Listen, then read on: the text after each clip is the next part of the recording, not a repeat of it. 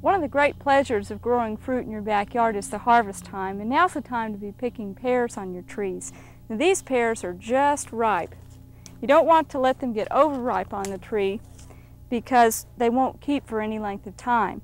Now on pears, there are several ways to determine if they're ripe or not. First of all, you don't want to let them get soft on the tree. You want to pick them when they're still hard. Another tip is when they're starting to change color from green to yellow. Another thing to look for are these tiny little spots on the surface of the pear. Those are called lenticels.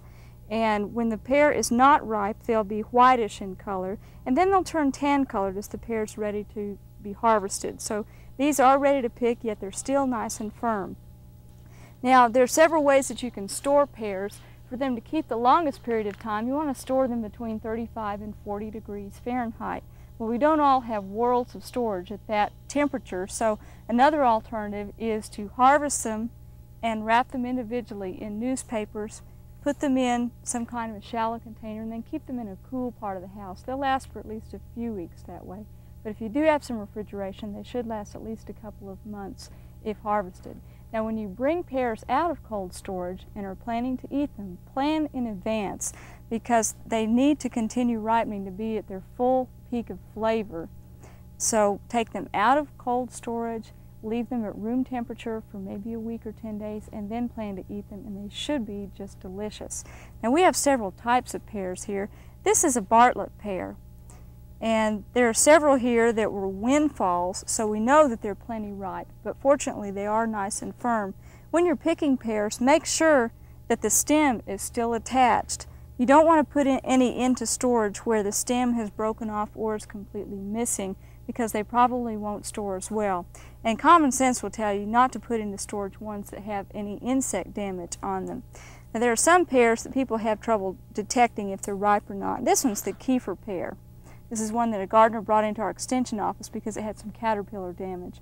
And of course, we wouldn't want to store this for a long period of time because of that. But the Kiefer pear is an odd-shaped pear, but it is a pear that does well in the South, and it's an old favorite of a lot of gardeners. It is an oddball shape, and not maybe a very pretty pear, but it is quite tasty and keeps well. This one is nice and firm.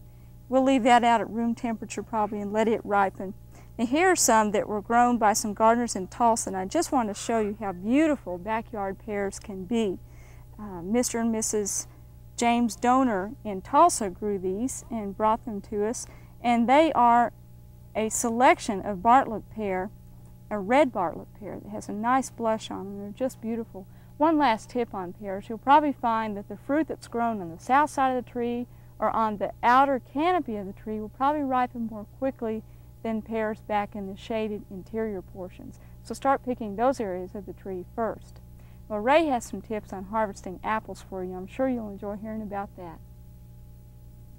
We may not have to be quite as particular about being sure that we take special note of considerations on harvesting the apples as we do the pears, but nonetheless there are some tips that we need to look at in order to assure that the apple is ripe enough to harvest. One of the things on the apples that you can look at is to look at the ground color, which is the color just underneath the skin. And as that color begins to turn a mellow yellow, then you know that apple is beginning to ripen.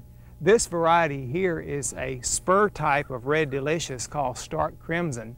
Now, normally we would not expect the Red Delicious type of apples to color up quite this well in Oklahoma because of our high temperatures. But this summer, since it has been mild, the apple has colored more than it normally would. Although one of the advantages of choosing the spur type of apple trees, and particularly in the spur type Red Delicious, is that we will get some of this color on them. There are some other types of apples that we can grow in Oklahoma that do fairly well. The Jonathan, for example, is an apple that is fairly popular with homeowners. However, with the Jonathan, you get a lot of premature drop on that one before they actually get ripe enough to harvest. And so if you have a Jonathan, be sure and watch it, and as they begin to drop off the tree onto the ground, go ahead and pick those up because they probably will not be so mature that you can't go ahead and use them. Now, this apple right here is beginning to really color up well, as I mentioned, and it is time to harvest it. And although we generally don't think of Oklahoma as being a good apple state, nonetheless, we can really grow a pretty good apple here.